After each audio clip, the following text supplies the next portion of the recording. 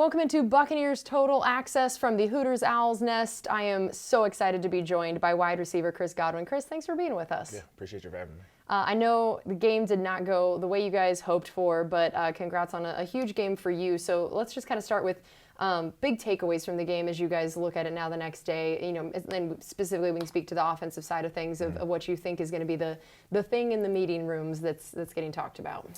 That's a good question. I think the biggest thing, honestly, is just like we've been doing so much of killing ourselves. If that, you know what I mean? Like we'll be doing some things that are really, really good, and when we do those things, we move the ball like really efficiently, and then like it'll be a penalty here, you know, a tackle for a loss here, or like incompletion. It'll just be something like stupid that we do that kind of kills our drive and it kills our momentum, and then it just kind of spirals from there. So I think the overall message will probably just be we got to do a better job of one, like, you know, not having self-inflicted wounds, but also like being able to bounce back when we do those things to get it back on track.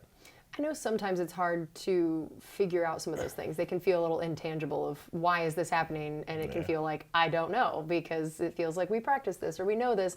So what did it feel like maybe was the difference of the Seattle game in Germany? Because it felt like that was the Bucs team y'all have known you could be, wanted to be, the complete game that you guys have been wanting all season. So what felt different about that game and then that didn't seem to carry over this time? I think I feel like we were just kind of like clicking on a lot of cylinders in Germany. Like our run game, we ran the ball really, really well that game, and I think it opened up a lot of things for us. And we didn't run the ball terrible this game, but I know that we can do a much better job of it. And I guess you have to credit Cleveland for the job that they did in terms of like stopping our run game, but you know we have to be more aggressive. You know, it's all around. And I feel like everybody kind of took their turn of not making their block or not being in the right spot, and it puts you in a tough position.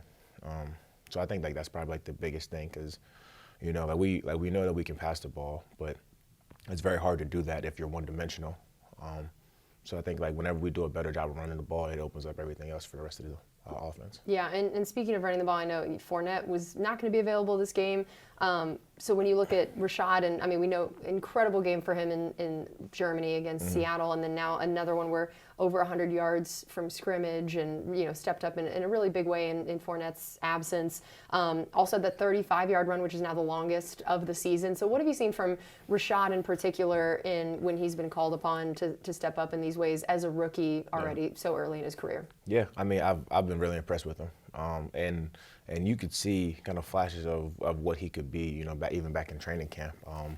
You know, and I think he has the right approach as well. You know, he's a good dude, and he really cares about ball. He cares about trying to get better, and I think you're starting to see those things show on the field.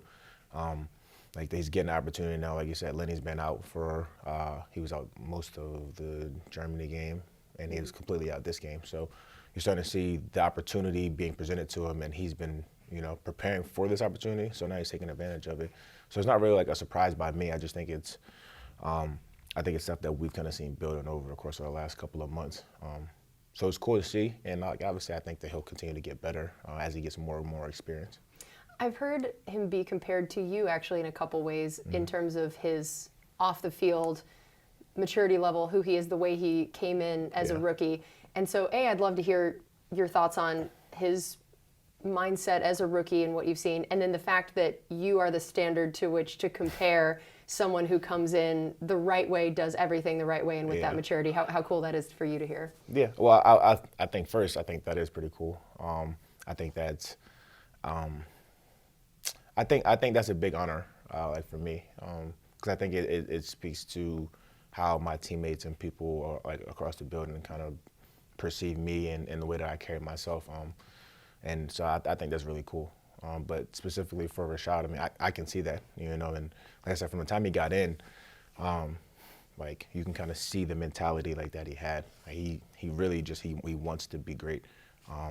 And like he understands the situation like that he's in, understands like all the great players that he has around him. So he tries to use as much of us as he can to build this like this wealth of knowledge. And he's never been afraid to ask questions. He's a very mature guy. He carries himself the right way. Like you never really see him like doing things that like you would expect like rookies to do. So it's pretty cool to watch. Like it's like so that like whenever he does something good, you feel good about it because you know that that's somebody that put the time in, that really cares about ball and like wants to be great. So it's like it feels right. Yeah, that's incredible. We're talking to wide receiver Chris Godwin, and for you, 12 catches, 110 yards, no big deal. Just every time it felt like the ball was in the air, it was like, yeah, I bet this is going to Chris. Yeah. I bet this is going to be a catch. New franchise record for number of games in a row with at least 6 catches. Really? Yep, fun fact for you. That's interesting. Yeah. How many? 8. 8. That's cool. That's pretty cool? Yeah, that's pretty cool. Why do you think it is that you, and this is something I remember in years past, that it is your quantity of catches per game is always incredible. That you were setting franchise records for just number of catches in a game, and now the games in a row with a lot of them. Why do you think it is that you're someone who can produce the quantity of catches that you do? I think firstly it's like the position like that I'm in. I think it's like a very unique role that I play like in the offense, and I think you see a little bit of it in a couple of different teams across the league. Like I think like Cooper Kupp is in a very similar role.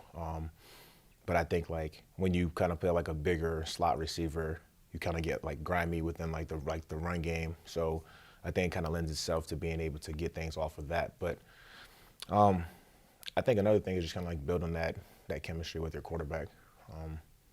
I like to try to be as much of like a security blanket like as I can, like for him to know that whenever he he needs somewhere to go with the ball, he comes my way, that it's a really good chance that it's going to be completed. But I also just try to be like a spark for the team.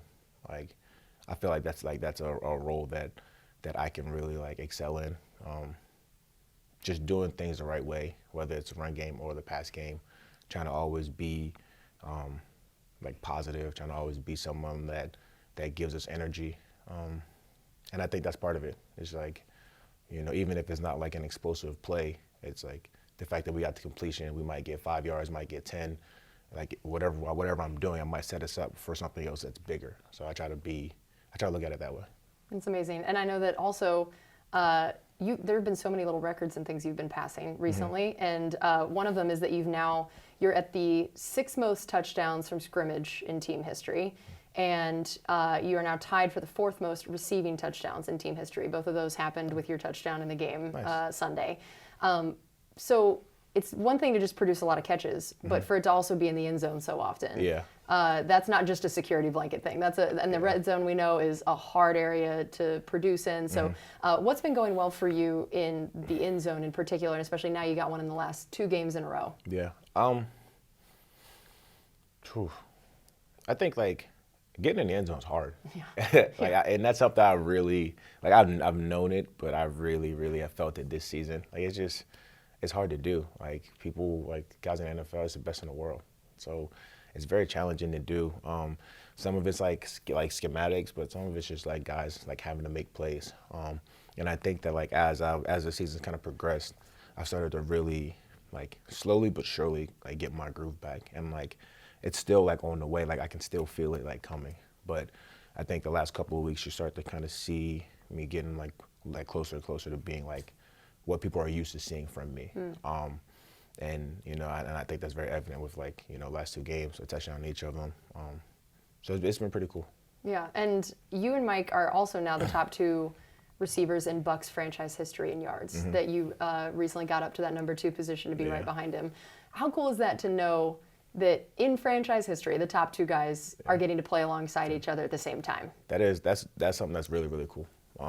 I think, and I hope that's something that people can appreciate, because like I know like as a fan of football, like I love seeing stuff like that. Like like I remember like growing up, I used to love like watching like Torrey Holt and Isaac Bruce and like Reggie Wayne and Marvin Harrison, like teams that had like 2 guys over the course of some years that can really go. So to be a part of something like that is really cool, and I learn from Mike every day. Ever since I got here, he's been like a big brother to me, and kind of like taking me under his wing. And it's like, it's cool to have that, because some guys have like the wrong mentality. They see like a younger guy come in, they feel threatened, but Mike has never been that way. And I think that's allowed me to be able to come in and do what I do and, kind of flourish in the way that I have. Yeah, that's incredible. And, he also reached 10,000 career receiving yards in the game, which is a crazy number. And now to just think about this is so crazy. This is the list of people who have 10,000 receiving yards and 75 receiving touchdowns in their first 9 years of playing. This is the whole list. You have Larry Fitzgerald, Marvin Harrison, Calvin Johnson, Randy Moss, Jerry Rice, and Mike Evans. Wow. That's the whole list. That's quite a list of people. Yeah. Explain to me what it's been like to watch Mike do. You've been there for a lot of this now. Yeah. To watch him put up these numbers when you know and you see the way that defenses focus on him. And sometimes you're the beneficiary of the fact that they're focusing on him. So for you to know how often you're getting some extra stuff, and then he's still putting up these kind of numbers, and even before he had you to also be distracting the defense, I'm sure he's benefited from you as well. What is it like to watch him put up these kind of stats and to hear that he is a part of that list? It's honestly, it's amazing. I think I appreciate it more than he does because Mike, but and most people that do know Mike know that he doesn't particularly care about the numbers or all of that. He just wants the ball. It's very frustrating for those of us trying to shout him out and everything, and he's that just he doesn't want any of the downplaying credit. it. I think he just that's not at the top of his priority list, which is probably why he's so great. But for him to be on a list like that, that's pretty amazing. I was actually just talking to Mariah about this on the way here this morning. I was like, Mike just passed 10,000 receiving yards, and I felt like he didn't really get to enjoy it just because of how the game went. Right. But I'm going to acknowledge that because that's an amazing feat, and especially at the pace that he's doing it. I think he's still on pace to get 1,000 yards this year, which would be 9 in his all 9 years. Yeah, people don't do that. Yeah. And like you said, for him to be the types of coverages that Mike has seen, I don't think he gets enough credit for doing what he does. Through all of that, his first couple of years, he was getting double teamed. You know what I mean? And he's still getting double teamed. And he has a lot more help now, but he's had to do it through a lot with a bunch of different quarterbacks, and the consistent thing, and all of that has been him performing. So I think it's a real credit to him. Yeah, and then in games like yesterday, where it's not one of those games where Mike's getting those crazy numbers, and what are the things that you guys see of what could still be better to get Mike the ball more in a game like yesterday, or what is it that the defenses are doing, or, a chemistry situation, route running, all of that stuff. What do you guys see in terms of a game like Sunday of what could be done differently maybe to help him out and get it more? I honestly think the biggest thing is just him and Tom being on the same page. And I would say 90% of the time they're on the same page, and that's why it looks the way it does. That's why they're completing the passes that they do, but sometimes they're not. And I really just think it's that simple. When they're clicking, everyone's going to know it because Mike's going to have almost 200 yards or something like that, a couple touchdowns. But it's football it's a tricky game. And sometimes you're not on the same page. Sometimes things that you normally hit, you're a little bit off. It's a game of inches. So I don't think it's anything for people to worry about, or I know I'm not worried about it. I know both of those guys. I know the work that they're going to put in, and it's going to be a great week. Yeah, I think Tom Brady and Mike Evans know a thing or two about the football thing. Yeah, exactly. They might know one or two. They might know one or two things. All right, we're going to take a quick break here, and we'll be back with more on Buccaneers Total Access from the Hooters Owl's Nest, brought to you by Frontier and Hooters. This is Buccaneers Radio. Welcome back into Buccaneers Total Access from the Hooters Owl's Nest. I am joined by wide receiver Chris Godwin. Also wanted to make sure we talked about Co Keefe getting his first career touchdown. Tell me about this play. Tell me about Co, and also we can talk about Cade, these two rookie tight ends that have come in and done a lot of stuff for the team. Man, they both have done a tremendous job of just coming in, and it's so interesting because you have typically have rookies on one end of the spectrum, guys that come in and their heads are pretty big, they think very highly of themselves, and then they have to be kind of humbled just through the nature of the game, oh wow, this is different. And then there's guys that come in are just kind of relatively quiet, just here to learn, and then they just work and earn the respect of their teammates, and both of those two have been the latter. And it's been really, really cool to see because when they first got here, like it's not like they had guaranteed roles carved out for them. They had to carve their own roles out. And like I said, they both came in and just worked. You know, they both do a really great job of blocking, which is like how they like found the field initially. But then slowly but surely, they've proven that they are legitimate like passing threats. And so for Coby to get his first touchdown, like that was pretty cool. Cause like Coby, he's a fun guy. He's just like, you know, like this funny like redhead dude, got the beard going. Like Yeah. he looks like a guy named Coby. Yeah. Like, you know, like Looks like a blocking tight end. Yes. Coby. Exactly. Yes. Like he looks like he should be wearing one of the cowboy collars. Yeah. I told him he has to throw one of those on. I haven't been able to convince him yet. But That's true. That does fit him. it fits sure. him. It fits him. But no, I think that he does a really good job of understanding what his role is. Yeah. And he's going to do that role to the best of his ability. Yeah. And that's really all you can ask for in anybody on the team. But you know, for him to get his first touchdown, I thought like that was pretty cool. Yeah, really that's cool. incredible. I know that definitely one of the worst moments of the game was seeing Tristan go down with injury, and we still, at the point of recording this, haven't heard news of how serious or not it is. But just what does he mean to this team and this offense, and what it would look like to miss him for any time at all, when realizing he's still so young, but just the anchor he's become for this offense and this team. Yeah, I mean it's pretty crazy, like thinking about how young he is, because like I feel like he's been around like as long as I've been here. Yeah. That's how we all felt about you at this point in your career too. That's So a good there's point. another guy. Yeah. That's a good point. But yeah, I think, man, Tristan, like you're right, he's been one of the anchors of our offense and of our team. He's been so consistent from the first day he got here. He loves ball, but he's also like he's a freak of nature when it comes to like his size, you know, his ability to move. You know, he's going against some of the best pass rushers in the world and excelling. You know, he's dominating guys. I think he's given him like 3 sacks his whole career or something like that. Like, guys don't do that. Yeah, it's ridiculous. Yeah, it's ridiculous. So like to see him go down, and it was just really like a freak play. Like it was wrong place, wrong time, which is unfortunately like part of the game. And hopefully he's all right, and hopefully like he'll be able to come back this season. But I think that like we all recognize how big of an asset Tristan is, like in terms of his ability. But he's also, you know, a great guy, and he's one of like the leaders on our team. And I think he's starting to kind of grow into like that leadership role a lot more this season. And you're starting to see him continue to develop in that way, which has been cool for me to see. But my heart goes out to him. And I imagine once you've had an injury, does it change how it feels in that moment? 100%. Yeah. Like, yeah, and it was because I didn't see it when it happened, but I just saw he was down, and I saw how much pain he was in, and it just like I had like some PTSD. Yeah. I was like I know like what that feeling is like, and it's a very bizarre feeling, you know, being on this side of it. So I think maybe I have a little more empathy for him because of that. But he's a tough guy. He's a tough guy, and there's no doubt in my mind that whether it's, you know, in a couple of weeks or longer, I think like he'll be back to, you know, doing what he normally does. What do you remember about that time for you, of the initial injury and realizing what the diagnosis was, and just what that, take people inside that moment for people who've never experienced something like that, of as an athlete, both the mental and physical, and the way you said PTSD, I mean the trauma of it, of mental and physical trauma in a moment like that. It's very eerie. Like it's, because I had never experienced anything like it up until that point.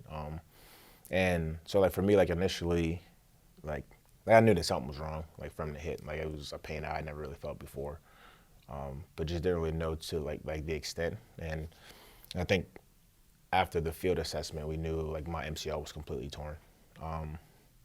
But like how I am just naturally, I'm like, okay, but like when do I get back on the field? Who needs an MCL? Yeah, I was like, that's it? It's just MCL? I don't even know what that is. I don't know what that does. Let's go. I don't need that. But I was like, so I'm trying to figure out how to get back on the field. And they're like, I mean, if you want to, we can tape it up and you can try it out. So obviously I'm like, let's do that. Yep, sure. Let's do that. Because I'm a crazy person. Yeah. Sure. So I'm testing it out, and I'm like, I think I might be able to do this. Like, I don't, like, stopping's a little bit hard, but, like, who needs to stop? You just run out of bounds. I'll just go straight for the touchdown into the tunnel and be out the door. Like, somebody will stop me if I don't. You know, somebody hit me. But so, like, I'm trying it now, and then I was just like, man, like it felt like it was just iffy. But I felt like if it was like a playoff game, that I probably would have went back out there. And I'm glad I didn't because, you know, looking back on it, like my ACL was gone as well. And if I went out there and got hit again, I probably would have thought that like I caused it by going back out there, and that would have been harder, like a harder pill to swallow. But just the initial, like, I guess diagnosis, like the next day, it was pretty tough to deal with because it's like, well, one, I was having a really good season. Up until that, I was like 2 catches away from 100 catches and already over 1,000 yards, and I would have like 30 catches in like 2.5 games. I was like really hitting my stride, and I felt like it was going to set us up for a really nice playoff run. But so there was like the frustration of not being able to be a part of that playoff run, of understanding that all of my hard work from the off season up until that point and through the season, it was just like this is over. And then the uncertainty of not knowing what's next, because again, I had never been through anything like that before. I had never had a season-ending injury. People always tell you that like ACL recoveries are hard, but I mean, they can only tell you so much. Like, so at this point, I'm like, now I'm here experiencing it for myself, so we'll see. And it was a really tough process. And it really, you know, like how they say, like in times of adversity, you know, really like test your character. And that was very true for me then. And it allowed me to really understand who I was, who I am, and like where I go from here. But so like looking back on it, it was definitely like a big area of growth for me. I wouldn't have like chose to go through it. Yeah. But being on the other side of it, I think I'm much better for it. I have a much better appreciation for the game, and I didn't feel like I was lacking in that prior, but it's just different. But I also have a lot of empathy for guys that get hurt. You know, whenever I see guys with ACLs beforehand, I just be like, damn, like that sucks. But now I'm like, that really sucks. Really sucks. That really sucks. Like I know what they're about to go through, and it's a tough process. So when I see guys get hurt, I'm just like, man, yeah, like I hate that for them because we put so much into this. This is obviously it's our job, but a lot of us been working 15 plus years to get to this point and to do what we do, to be able to provide for our families and so much more. Just like the enjoyment of the game, their quality of life. So when I see guys get hurt, I feel it. Yeah. You know? Yeah, we're talking to wide receiver Chris Godwin, and when you talk about how challenging it is to come back, and then now you've said that you've felt the process getting better this whole time all season of getting back to you call it the Chris Godwin we've come to expect, but I'm sure it's also the Chris Godwin that you expect. Oh, for sure. So what is that felt like in terms of maybe your expectations for yourself coming back, what you thought it would be like getting back on the field, how long it's taken you to feel like Chris Godwin again? Yeah. Is it mental? Is it physical? Is it both? What's the most challenging part of coming back on the field and trying to get to that 100% of who you were before? Well, I think the mental aspect of it has been impacted by the physical. Like I think, like mentally, by the time I got back, getting back for the first game was a big victory for me. I know once I got done my surgery, they're like, yeah, typically it's 9 to 12 months. I'm like, 9. 9. There was no other option in my head. I'm why would I? So that was always my goal, and just throughout the rehab process, I'm like that's it. That's what I'm aiming for. So getting back for game 1 was that was really exciting for me. It was very cool. One that I was able to actually make it back for that. Especially when a lot of people thought I wasn't gonna be back until November. So I'm back for the first game, back with my guys, and first play of the game, I get the ball and an explosive play. And up until that point, I hadn't been hit yet. So in like, what, 9, 10 months.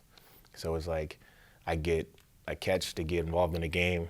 I get an explosive play, like, so I get to kind of open up some and get to feel the speed of the game. And then I get hit, so I get everything that I need in that one play. And I'm like, all right, cool, like, we're back. Like, let's do this. Yeah. And then hurt my hamstring right before the half. I can't imagine that feling for you in that moment. I can't imagine the expletives that must have gone through your mind. Yeah. As soon as it happened, I'm like, there's no way. Like, it literally, like, I grabbed the ball and, like, I felt my hamstring. I was like, there's no way that this, like, there's no way. I was like, this has to be some kind of sick joke. So I was like, that silent on me for a couple. And that really tested my mental as well, because I'm like, all right, like, you finally made it back, and now that's another hiccup. It's like, I feel like I can't catch a break. Yep. But, like, you can't control things that happen to you. No. But one thing, me and Mara always say is, like, we can't control the event, but we can control how we respond to it, like our mentality, our approach, that whole thing. So I just kind of took that approach to it. And then over the course, like, once I got back, it's like trying to get back into, like, my groove. Because now, like, coming into the season, like, I was already kind of a little bit behind just, like, from my ACL rehab. But then you have the hamstring, and now you're kind of, like, dealing with two things, and you're a little bit behind the 8 ball. And I think it's underrated how difficult it is to be playing at the highest level, like, of football when you're behind the 8 ball. Because now everyone else already has a step up on you. You have to do so much more to make it work. And, like, quiet as kept, it's like I feel like ACL recovers are, like, until you're, like, back, I feel like it's like a year and a half, 2-year process before everything is, like, completely, like, ready, like, to where you don't really feel like any, like, residual, like, soreness or like stiffness or anything like that. And so understanding that, I realized, like, all right, it's going to take time for me to be back to, like, what I'm used to doing, to making the plays that I'm used to doing, to having the types of transitions that I am, like, in and out of my breaks, getting to the spots I need to get to. It's like what I've realized throughout the whole thing is, like, man, football is hard. Like, it's really, really hard, and it's hard to play at an elite level. So it gave me a greater appreciation for the level I was playing at prior. But it's like, and it's never really been a question to me of, like, if I was ever going to get back to that point. It's like, just keep working. So this whole time I just kind of kept my head low and just understand that, like, it's going to take some time. Like, there's going to be some plays where, like, I would normally make it, or, like, me and Tom are just, like, our chemistry's off, or, like, blocks that I just didn't get to. But it's like everything is slowly building. And, like, I would see, like, glimpses of it in each game. Like, it might be a play, or it might be 2 or 3 or 4, but I would see it, and that would be inspiring for me. It's like, all right, like, it's on the way. And I would just keep telling myself that, like, it's on the way, it's on the way, it's on the way. And then, you have a couple explosive plays, and then a couple big plays and a couple big moments, and then Germany comes, you get a touchdown, it's like, I got that off my back. And then this past game, it's like a couple more explosive plays and another touchdown, 100-yard game, and it's like, okay, it's getting closer. So that's kind of like the approach that I've had this whole time. But you still don't feel like it's fully back? Not yet. Not yet. That's on the way. Well, that's exciting. Yeah. To have 12 catches, 110 yards, and a touchdown, and you're like, nah, that's not it. Nah, it's not it. I just feel like there's so much more. Like, there's so much more. I think that I can play so much better. We really got to get you with higher expectations. We got to work on this, Chris. We got to really have you way even too higher. low. Yeah, way too low expectations for yourself. All right, we're going to take a quick break here, and we'll be right back on Buccaneers Total Access from the Hooters Owls Nest with wide receiver Chris Godwin, brought to you by Frontier and Hooters. This is Buccaneers Radio. We're back on Buccaneers Total Access from the Hooters Owls Nest. I'm joined by wide receiver Chris Godwin. I feel like you are someone who takes ridiculous care of your body. And so I feel like when you got injured, it was like, if anyone can handle this, it would be you. So what are some of the things that you are really passionate about when it comes to how you take care of your mind and your body, and how has this injury changed any of that, amplified any of that? What are some of the things of how you take care of Chris Godwin holistically? That's a good question. So, like, I've always been into, like, taking care of my body. Like, I think it really, really started, like, in like college, I started to try to I was very curious about how guys took care of their bodies over the course of the season, because like the way I play, it's how I've always played. Like I've always been like this physical like guy, like a block, because I think like when I first started playing football, I played offensive line just because of like my size. Like I was just like it was like a weight limit. So like I was like I've always been taller. I was never really like you weren't stocky or anything. no, I was just like tall. I was just tall. Yeah. And like I was like over the weight limit. So like my first 3 or 4 years, I had to play offensive line. And now we understand your blocking ability. That's it. Look at that. And like I used to be upset about it when I was a kid, because I'm like I want to run with the ball. Like I want the ball. Of course. What kid? What kid doesn't? But I think because of that, like it created this like mentality in my head of like, like it's a team game firstly, but also like the physical nature of like playing the game. Like most receivers don't want to block. I'm like, we need to block. Like I have to go do a good job in the run game. And a lot of times when I do really well in the passing game as well, because I think it just like fires me up. But I think that from the time that I was in college, it was like, man, like how do guys take care of themselves because like, if I'm gonna play this physical kind of style, like eventually it's gonna catch up with me. So I think I started to have a little bit of force. I had a little bit of foresight there. Until like early on, like it was just like the normal stuff that you would do in college, like rolling out on like a foam roller, which was kind of crazy in college because they would have us use like these PVC pipes. Oh my gosh. And they were brutal. And like, Yeah. like I would like roll out. That is not a foam roller. No. That's like and the crazy thing is like they had some foam rollers, but they're like, yeah, like if you want to hit like your IT bands, like you get them good. They're like, use this PVC pipe. And I was like, I don't even know what my IT band is. Yeah. And they showed me, and I used the PVC pipe. It hurt so bad. I was like, are you sure we're supposed to be doing yeah, this? this feels like a bad idea. Yeah. But so it kind of started there, and then as I got into the league, just really started to kind of like pick guys' brains as to like what they did to help themselves. And I've kind of like taken like bits and pieces from different guys, but I do a bunch of different things from like hot and cold contrast. So like I use like the hot tub and the cold tub, and that one feels good. Be like, whether it's like 2 and 2 or like 3 and 1, oof, like a split. Do that for a while, or I've done yoga at some different times. But I think most recently the stuff that I've really been into, like, so for my mental, I meditate a lot.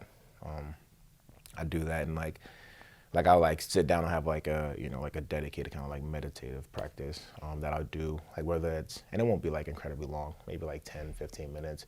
But another thing I kind of do that kind of stems off of that is like when I ride to work in the morning, like I used to just like throw like whatever music or podcast on, but now like I ride in silence, and I kind of see that as like a time for me to kind of start my day with my own thoughts. Evaluate kind of where I'm at in the moment, like how my body's feeling, what I want to get done that day, and just have a like 30-minute period where I'm not, like my mind, like my mental space isn't just like bombarded with a bunch of like external stimulus, trying to like be with myself and kind of have some silent time. And I think like that's really, really helped me. The two of those things have really helped me like in games, because it's like there's so much noise going on outside. Like in the games, obviously, because it's just like a stadium, but there's always like outside chatter or whatever. And this has allowed me to kind of find like my own kind of like quiet space and kind of like block out the noise, like in the moment. So I do that like kind of like from like my mental space, and then like physically, I get manual therapy, probably 6 or 7 days a week. Wow. And that was really, really important for me during my ACL recovery, because like there was like a lot of swelling in my knee, so we had to get that worked out, but also just like working through like the rest of my muscles. And I'm sure you guys have heard Tom talk about all the times like staying pliable. They got the guys over at TB12 and they do a great job. So I go there 4 or 5 times a week. And then MJ, she was the one that was like spearheading my ACL recovery, and like she's a PT too, so she does manual therapy, and we've been doing a bunch of work together. And just like the combination of all of that has really helped me, help keep my muscles looser, at least like more pliable. It helped just allow me to feel better, allow me to recover faster. Try to do different things to reduce my inflammation. Like when I really think about it, it's a lot of things that I do. Like, I feel like I spend most of my time like trying to recover. Yeah. You do the thing, then you recover from the thing, Exactly. then you do the thing. And then you do the thing again. It's like everything is like geared towards like trying to make sure I'm ready for game day. Which is like, it seems like a lot, but like I don't think I would have any other way. Like, I can't just like get done football and then just go sit around. Yeah. Like, I won't be able to walk. Yeah. Seems important. We're talking to wide receiver Chris Godwin, and you know, as we've talked about just how intentional you are with everything you do, that also extends to you created a foundation so quickly after coming into this league. I feel like a lot of times guys, it's years in before they figure out causes they want to do or start thinking about that, start thinking about a legacy. And it was like you were thinking about giving back and a legacy day one. So tell everybody, I know also today is a big day for your foundation. So tell everyone, about your foundation, the work you guys do, and why today is a big day. Yeah. So, well, today's a big day because it's we have a foundation gala. And this is our first event that we've had since our launch event, which was in 2019. Yeah. Because I feel like COVID kind of impacted a bunch of that for us. So like this is our first like in-person event in a couple of years, and like we're really excited about it. But so our foundation and Team Godwin Foundation. So we're starting to expand and do a little bit more, but it started as geared towards rescue dogs, and it's really just trying to like help change the stigma from like people like thinking that shelter dogs are just like all bad dogs, like that, but also trying to get people to adopt their pets as opposed to like buying them from breeders. And like I know like a lot of people don't know, but because it's like, why would you know? But it's like hundreds of thousands of dogs that get euthanized each year just because of like a lack of space. And a lot of times those dogs end up in shelters because like they're coming from like puppy mills and like all these breeders and stuff that they're just focused on the financial gain of dogs and like trying to have like these like designer breeds and all this stuff, and then they literally will like toss them to the side, like just toss them on the road. Like I think there was a couple stories that we've had of people literally driving past the Humane Society, throwing a dog over the fence and just like driving off. Wow. And so, it was something that the more I learned about it, the more I saw like there was an opportunity like to really make a difference in a way that not many people were doing, especially not many athletes were doing. And it was actually like my wife, Mariah, she started volunteering first at the Humane Society, and then just like hearing some of the stories that she was telling me, I'm like, man, this is a real problem. And then I went to the shelter and got to see it for myself, and it was just so different from like what I anticipated it to be. I think that when you're there and you kind of see the conditions that a lot of these dogs are in, it's like, it's a rough situation to be in. Like they're in like a small kennel, and it's like knowing how playful dogs are and like how loving they are. It's like that's not a great spot for them to be in. And we've seen it personally.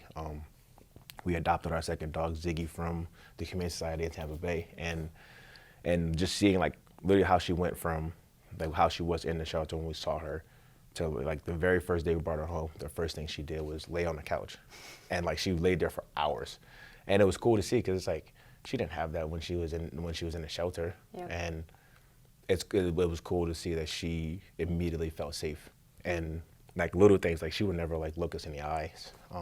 And she was just like very like timid, and now like whenever I'm talking to her, she's looking me dead in my eyes, and she's so happy. And it's cool seeing that transformation, and it's something that we want to be able to give to other people, but it's also like a space that we feel like many people can, I guess, like contribute to, because like the reality is if you're buying from a breeder, you're probably spending thousands of dollars. If you go adopt, it might be $50, $85. And like a lot of times people are just like so caught up on these breeds, but it's like you can like, if you really look hard enough, you can find like whatever breed you're looking for, like in the shelter, and like you're doing a really good thing. So we started with that, and we provide financial assistance, like with that, but the biggest thing is like the advocacy. We have like a second chance fund, which is a lot of the funds that we raise go towards like there's like some dogs that are like really bad cases that need a lot of medical help in order to keep them alive and to be able to get them adopted, and like the money would go towards their medical cost, or transporting them from, let's say there's a hurricane in Houston, and typically during natural disasters, they're like the dogs get left behind, and so it'll be hundreds of dogs that are just trying to figure out, where they're going to be at. And there's a lot of great people that are out there rescuing them, but if there was a hurricane, there's no place for them to be in that local area. So like we'll be a part of the transport to get them from like Houston to Tampa to get them into a shelter so they can hopefully get adopted. That's incredible. Yeah. That's awesome. Well, thank you guys so much for the good work that you do. That is a very big deal, and I hope the gala is a huge success tonight. We still have one more segment coming up here on Buccaneers Total Access from the Hooters Owl's Nest with wide receiver Chris Godwin, brought to you by Frontier and Hooters. This is Buccaneers Radio. Welcome back into Buccaneers Total Access from the Hooters Owl's Nest. I'm joined by wide receiver Chris Godwin. Let's talk a little bit about your wide receiver room. We talked about Mike Evans earlier, and I'm sure we could talk about Mike for hours on end. But there's a lot of talented people in that room, and I'd love to hear your thoughts on when Julio Jones and Russell Gage get added. And I know you guys had watched them do their thing in Atlanta in a very unfortunate times. Yeah. But you knew what they were capable of. And so just what it was like to know they were joining the team. And then I know there's been some struggles in terms of health, but just the potential of those two guys and the dynamic that they bring to this offense. Yeah, I think when we first got them, it was, so I was like, we knew we got Russ prior to Julio. And I was like, man, like, that's a great pickup for us. Yeah. I thought that,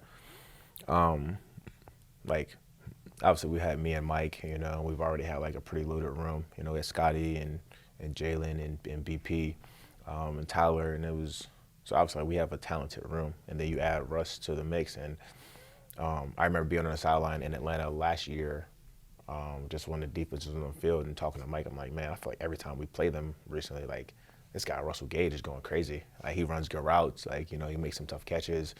So we got him, and I'm like, that's a great addition for us. He can really move. He can do some really good stuff. And then a couple months later, we get Julio too.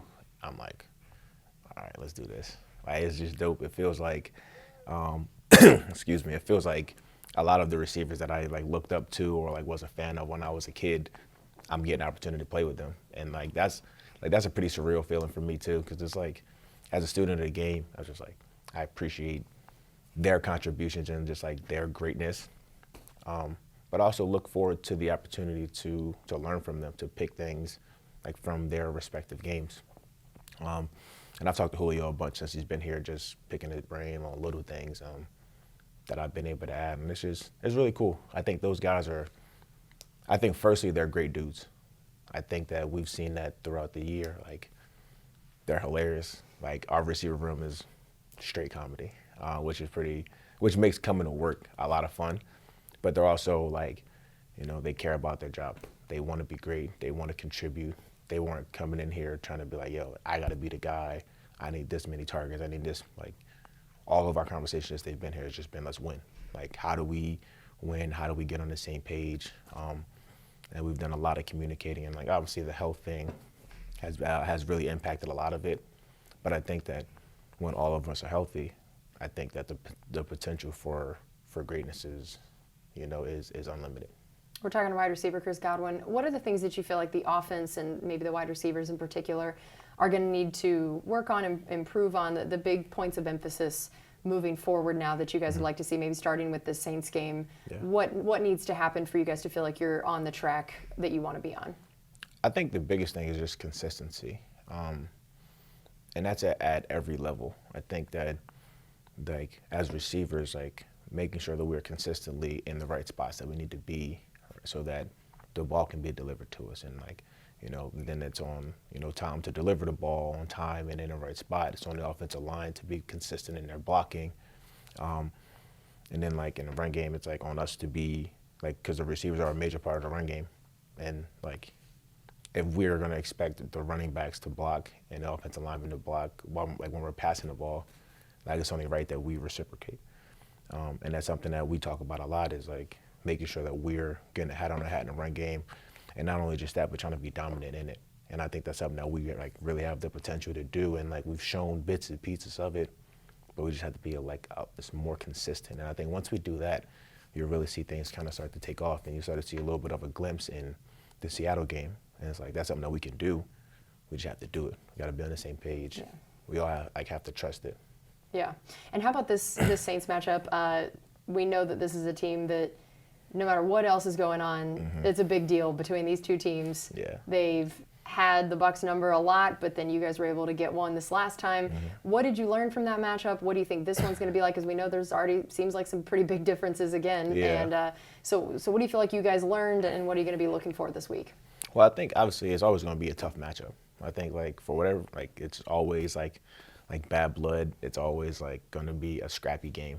And I think we realized that and really took advantage of that the first game. Because it wasn't a pretty game by any means, but at the end of the day, it's whoever goes, the hardest, the longest, and makes the plays and the key moments. So I think that like we can learn from our last matchup like with that and just improve on it. I think that if we're able to run the ball really well, I think that that's going to set us up to be able to do a lot of things. I think both teams wish they were having a better year, but I think that we both see it as an opportunity to get back on track with this game. So it'll be a really big one for us. Obviously, like they always have a really good defense, so it's going to be a challenge for us offensively. But I think that's a challenge that we're up to. Are you going to go tackle Mike Evans after every play just to make sure nothing crazy happens? Is that your job? Man, I feel like every time we play them, I'm just like I'm kind of looking out. I'm like, I mean, everybody. I'm just like, yo, like, all right, like if something's going on, like, where's Mike? Like, where's Mike and where's 23? Like, just keep them away from each other. It's so funny. It's hilarious. I feel like Tristan was talked about that had been his job that he was assigned early on, was always find Mike in a pile or whatever. And now we don't know if Tristan's playing. So is this you? Who's on Mike watch? I'm not nearly as big as Tristan. That's true. You're not the pull out of the pile people. We got to find someone else that can take on this job. That's not my job. I try to keep Mike, try to keep him like calm. But Mike, honestly, like we all make jokes about it, but he's done a much better job as of late of like just like chilling. I think for whatever reason the Saints I know why. But, it's like but the Saints really get under his skin as they do with like a lot of ours. But like we just as a team we got to do a better job of just being like composed. Because like the reality is like they're gonna do things like that are annoying. Like that's what they do. I think it's like part of their like team creed, like be annoying. You know what I'm saying? Like, that's what they have painted on their walls. Yeah, just like we have like respect that they be annoying. But so we gotta be composed. We gotta like win like within the whistle. And I think that like if we're doing that, I think that like the rest of the stuff like we don't gotta do anything extra because like we're winning like what we came in to do. Like we're football players, so like we need to just go do that. We have less than a minute left, but I have to ask you about this video of the mentalist coming to visit the team and guessing your bank account PIN code. First of all, have you changed your PIN code since this? Yes. Okay, great. But it's funny enough was like I actually like the code that I was doing, and I didn't even realize that I was doing it was just like it was like the old code to like my old apartment building that like because like good. Yeah. This is but safer. so like because I like right after I went to go change it. Because I was telling Mariah about it, and she was like, "Yo, have you changed it yet?" I was like, "Yeah, I'm going to." And I was like, "I just do it now." And I went to change it. I was like, "Wait, none of my pins are that anymore." Oh, good. And so like I wasn't worried about it. But it is incredible that he still guessed what you were thinking. Yes, 100%. Like I thought that it was going to be and he guessed it. What was that like to experience? It was strange. Like it was very very strange because like. I mean, people are asking like if I was in it, why would I be in on it? Like, and if I was, I would tell you. Like, I'm not an actor. Yeah. You know what I'm saying? I'm not good at that. But it was interesting. Like he was, like, whatever. And I think like it has something to do with like the resistance, kind of like in your hand. Yeah. Like he's like moving my hand around, and like for whatever reason, my mind's like, that like one. stop. Yeah. Yeah. So, but he does. I think he does a really good job. Like I'm not sure what tactics he uses, but he got in there. He and like there were like some of the other stuff he was doing was like I think was more impressive than the pin thing. Like I didn't see the segment, but he did one with Lenny where he like guessed like somebody random that he was thinking about his birthday, and I'm like I don't know how you even begin to guess that. Yeah. How you begin to guess Coach Bowles like whatever name he's thinking. Like he does a really, really good job. I thought it was really cool. That's awesome. I love it. Well, glad to hear your bank account is safe. Oh yeah, Very happy. secure. Secured and ready to go. That's amazing. Well, Chris, thank you so much for taking the time out to talk to us today, and good luck against the Saints next week. Yeah, thanks for having me. I appreciate it. All right, that's going to do it for us on Buccaneers Total Access from the Hooters Owl's Nest, brought to you by Frontier and Hooters. This is Buccaneers Radio.